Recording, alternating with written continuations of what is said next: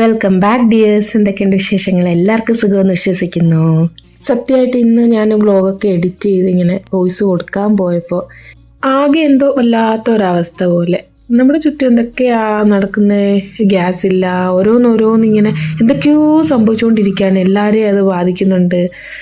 നമ്മൾ ഓരോ ന്യൂസ് വായിക്കുമ്പോഴും അത് അവിടെ അല്ലേ, ഇത് ഇവിടെ അല്ലേ എന്നൊക്കെ വിചാരിക്കുമ്പോഴും ഇതൊക്കെ നമ്മളെ മെല്ലെ മെല്ലെ ഇങ്ങനെ അഫക്റ്റ് ചെയ്യുന്നില്ലേ? അതെനിക്ക് എന്തോ ഇങ്ങനെ മനസ്സിൽ കൂടെ ഇങ്ങനെ വന്നുകൊണ്ട് പറഞ്ഞതാട്ടോ.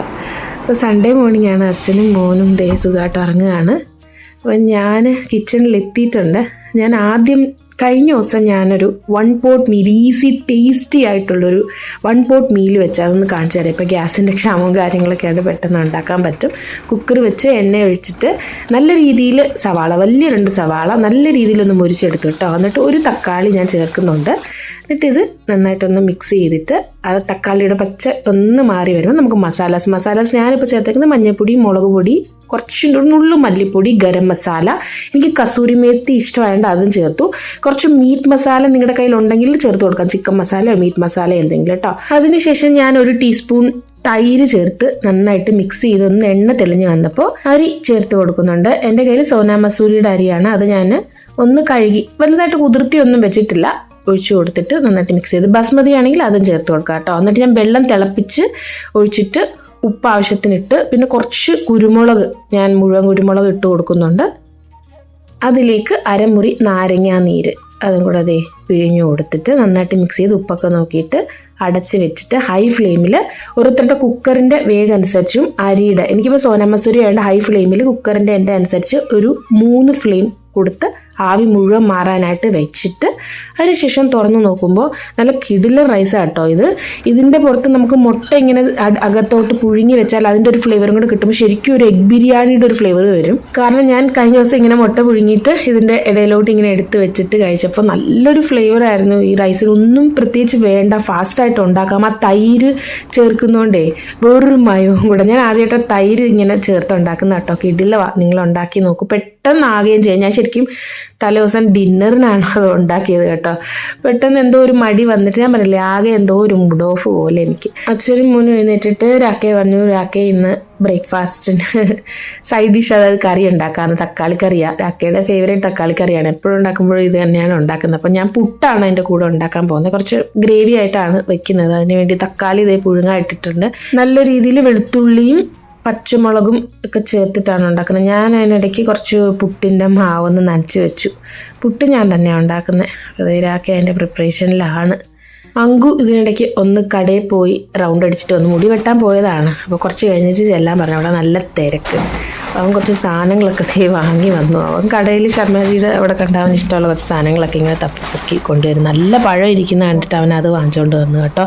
അവന് അങ്ങനെയുള്ള സാധനങ്ങളൊക്കെ നോക്കി വാങ്ങാൻ അറിയാം. നല്ല സാധനങ്ങളാണെങ്കിൽ അവൻ അപ്പോഴേ അത് വാങ്ങും. അതേ ആശാൻ എത്തിയിട്ടുണ്ട്. കുറച്ച് സാധനങ്ങളും ഉണ്ട്. രാക്കെ എന്താ പറയുക, നമ്മുടെ കറിയുടെ പ്രിപ്പറേഷനിലാണ്. ഞാൻ ഇതിനിടയ്ക്ക് പുട്ടും കൂടെ ഉണ്ടാക്കി വെച്ചാൽ കുറച്ചൊന്ന് റിലാക്സ് ചെയ്യാം. ഇന്ന് പിന്നെ നമ്മുടെ AC സർവീസിന് ആൾ വരുമെന്ന് പറഞ്ഞു.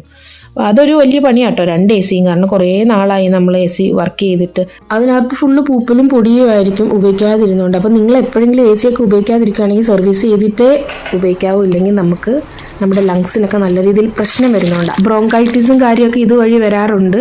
അപ്പോൾ അതുകൊണ്ട് ഈ മഴയൊക്കെ കഴിഞ്ഞിട്ട് ചൂട് വരുമ്പോൾ AC ഇടുന്നതിന് മുന്നേ ജസ്റ്റ് ഒന്ന് ക്ലീൻ ചെയ്യാതെ നിങ്ങൾ ആരും ഇടരുത്. സീരിയസ് ആയിട്ട് ഇവിടെ ഒരുപാട് പേർക്ക് പ്രോബ്ലം ഇങ്ങനെ വന്നുകൊണ്ടാണ് ഞാൻ പറയുന്നത് കേട്ടോ. മഴയെന്ന് ഞാൻ പറഞ്ഞാൽ നമ്മുടെ നാട്ടിൽ മഴയാണല്ലോ, ഇവിടെ പിന്നെ വിൻറ്റേഴ്സ് കഴിഞ്ഞുകൊണ്ടാണ്. അപ്പോൾ എന്തായാലും നല്ല രീതിയിലൊന്ന് സർവീസ് ചെയ്ത് പോട്ടെ, കുറച്ച് കഷ്ടപ്പെട്ടാലും വേണ്ടില്ല എന്ന് വിചാരിച്ചു. ഹോളിഡേ ഇന്ന് നമ്മുടെ പോകും, സൺഡേ ആണ്.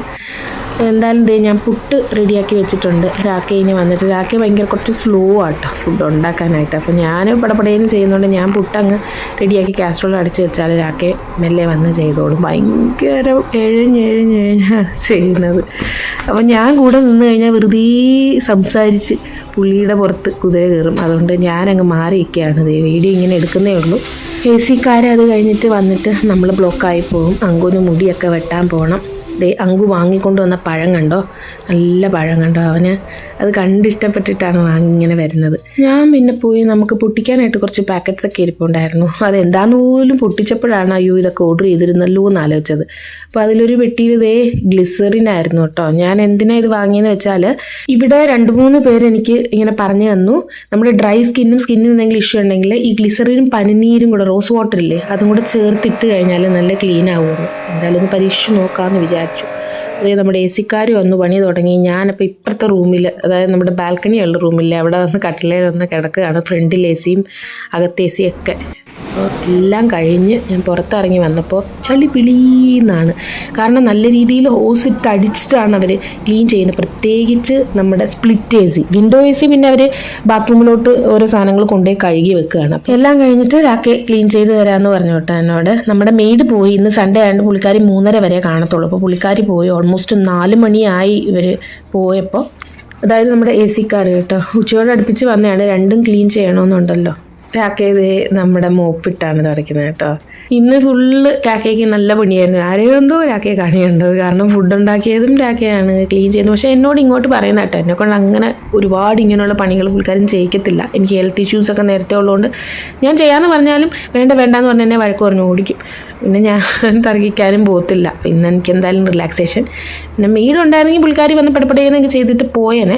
അപ്പം ഇങ്ങനെ ഇട്ടുകൊണ്ടിരിക്കാൻ പറ്റത്തില്ലല്ലോ. നല്ല രീതിയിൽ പൊടി, ഞാൻ പറഞ്ഞല്ലോ അകത്ത് ആ പൊടി ഫുള്ള് താഴെ പോയി ആ ജനലിലൊക്കെ ഇങ്ങനെ വന്ന് വീണേ. അപ്പോൾ അതെല്ലാം ക്ലീൻ ചെയ്യുന്നുണ്ട്. ജസ്റ്റ് ഓടിച്ചെന്ന് നമ്മുടെ ലൈസോൺ ഒഴിച്ചിട്ട് ഒന്ന് ക്ലീൻ ചെയ്തിട്ട് ബാക്കി നാളെ എന്തായാലും നമ്മുടെ ജ്യോതി വന്നിട്ട് ക്ലീൻ ചെയ്യാമല്ലോ. പങ്കു പോയി മുടി വെട്ടി കേട്ടോ. അതേ ഞാൻ ആ സമയത്ത് നമ്മുടെ ബെഡ്ഷീറ്റൊക്കെ മാറ്റി. കാരണം ക്ലീൻ ചെയ്യുമ്പോൾ എന്തായാലും ആ പൊടിയൊക്കെ പഴയ ബെഡ്ഷീറ്റിൽ വന്ന് അടിയുമല്ലോ വെച്ചാൽ ബെഡ്ഷീറ്റും കാര്യങ്ങളൊക്കെ മാറ്റിയിട്ട് അപ്പോഴേ തന്നെ അങ്ങ് കഴുകാനും ഇടാമെന്ന് വിചാരിച്ചു. അപ്പോൾ നമ്മുടെ എ സി വന്നപ്പോൾ നമ്മുടെ ഓയിൽ ഹീറ്റർ സൈഡിലോട്ടായി. പക്ഷേ കുറേ നാളെ ഓയിൽ ഹീറ്റർ ഉപയോഗിച്ചിട്ട് നല്ല തണുപ്പത്തേ അത് ഉപയോഗിക്കാറുള്ളൂ. എങ്കിലും ഓരോന്ന് സൈഡായി. അപ്പോൾ ഞാൻ ഒരു ബൂസ്റ്റ് സർബത്ത് അടിച്ച് കൊടുത്തു കേട്ടോ. ഇത് ബൂസ്റ്റ് സർബത്ത് എന്ന് വെച്ചാൽ ഞാൻ കഴിഞ്ഞ വ്ളോഗിൽ ഷാർജ കാണിച്ചില്ലേ, അതുപോലെ തന്നെ കട്ടിയുള്ള പാലല്ല, തണുപ്പിച്ച പാല്, നല്ല ടേസ്റ്റായത്. നമുക്കായാലും കുടിക്കാം. ഹെൽത്തും എനർജിയും പെട്ടെന്ന് കിട്ടുന്ന ഒരു എനർജി ഡ്രിങ്ക് എന്ന് വേണമെങ്കിൽ പറയാം. അപ്പോൾ ഇതേ വൈകുന്നേരം 4 മണി കഴിഞ്ഞു. ഞാൻ എന്തായാലും തുണി അങ്ങ് കഴുകാൻ ഇടുകയാണ്. കാരണം ആ പൊടി വീണ്ടും ഇട്ടിട്ട് വീണ്ടും നമ്മളത് ശ്വസിക്കേണ്ടല്ലോ. കാരണം ബെഡ്ഷീറ്റിലൊക്കെ എന്തായാലും പൊടിയെ കാണും. നല്ല രീതിയിൽ അകത്തിങ്ങനെ മോൾഡ്സ് ഉണ്ടായിരുന്നു, ബ്ലാക്ക് കളറിൽ, കറുത്ത കളറിൽ. അപ്പോൾ എന്തായാലും ദേ നമ്മുടെ ബെഡ്ഷീറ്റ് അടിച്ച് കിട്ടിയിട്ടുണ്ട്. അതിവിടെ തന്നെ അങ്ങ് വിരിച്ചിടാൻ പോവുകയാണ്. മഴ പെയ്യോ ഇല്ലയോ നടക്കില്ല, എന്തായാലും സാരമില്ല കേട്ടോ. അങ്ങനെ തൂവാനടിക്കുന്ന മഴയൊന്നും കാണത്തില്ലെന്ന് വിശ്വസിക്കുന്നു. ഡിന്നറിന് ഞാൻ മുട്ട പുഴുങ്ങാനിട്ടു, ചപ്പാത്തിയും മുട്ടക്കറിയും. എല്ലാവരും ഒരുവിധം വിശന്നിരിക്കുവാണ്. രാവിലെ ആ പുട്ട് ഓൾമോസ്റ്റ് ബ്രഞ്ച് പോലെ കഴിച്ചിട്ട് പിന്നെ ബൂസ്റ്റ് സർബത്ത്, പിന്നെ എന്തോ കുഞ്ഞു സ്നാക്സോ മഞ്ചോ എന്തോ ചെയ്തേ ഉള്ളൂ. ഞാൻ അതേ ചപ്പാത്തിയും ഉണ്ടാക്കി, പിന്നെ മുട്ടക്കറി പെട്ടെന്ന് ഒരു ഉരുളക്കിഴങ്ങും കാര്യങ്ങളൊക്കെ ഇട്ടിട്ട് ഞാൻ കഴിഞ്ഞ വ്ളോഗിൽ ഒരെണ്ണിട്ടില്ലേ, അതുപോലത്തെ ഒരു മുട്ടക്കറി കേട്ടോ. കുറച്ച് നല്ല രീതിയിൽ ഗ്രേവി കിട്ടി. എല്ലാം കഴിഞ്ഞതേ സൈഡായി. ഒരു സിനിമ ഇപ്പോൾ ഇറങ്ങിയിട്ടുണ്ട്, വലതുവശത്തെ കള്ളൻ. അതും കണ്ടിട്ട് ഇന്നത്തെ ദിവസം മൈൻഡപ്പിയാണ്. അങ്കുവിൻ്റെ ദേ മുടി വെട്ടിയ സ്റ്റൈലാണ് എല്ലാവരെയും ഒന്ന് കാണിച്ചേക്കുന്നു. ഒത്തിരി സ്നേഹത്തോടെ thank you so much. Bye bye dears.